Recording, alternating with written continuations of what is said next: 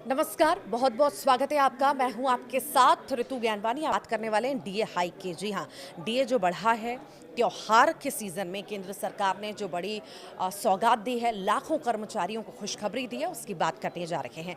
सरकार ने न सिर्फ महंगाई भत्ते में बढ़ोतरी की है, बल्कि ग्रुप बी और सी में कर्मचारियों के लिए दिवाली बोनस का ऐलान भी किया है।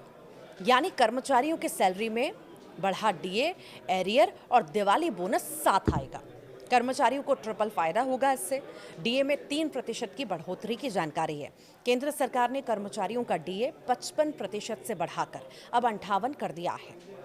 ये रिवीजन 1 जुलाई 2025 से प्रभावी होगा और इसका मतलब है कि अक्टूबर की सैलरी में कर्मचारियों को जुलाई से सितंबर तक का एरियर मिलेगा।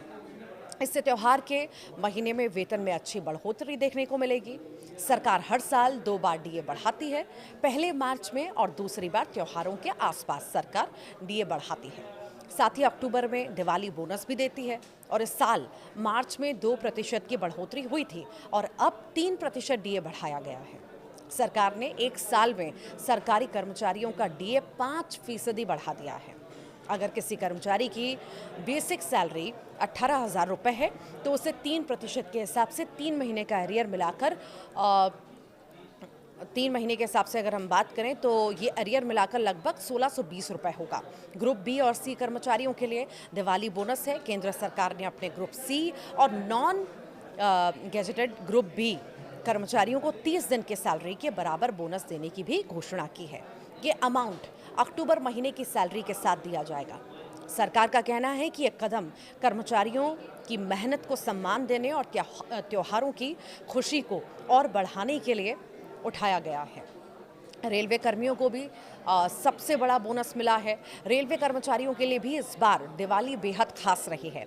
केंद्र सरकार ने उन्हें 78 दिनों की सैलरी के बराबर प्रोडक्टिविटी लिंक्ड बोनस यानी पीएलबी के देने का ऐलान कर दिया था। ये राशि दशहरा से पहले ही जारी कर दी गई, जिससे कर्मचारियों को अधिकतम 17,951 रुपये का बोनस मिला। डीए बढ़ने से कितनी सैलरी बढ़ेगी ये भी जान लीजिए। तो डीए बढ़ोतरी का असर सभी स्तरों पर दिखेगा। सबसे ऊंचे पद पर कार्यरत सेक्रेटरी स्तर के अधिकारी जिनकी बेसिक सैलरी 2,25,000 रुपये है, उनकी सैलरी में लगभग 6,750 रुपये की बढ़ोतरी हुई है।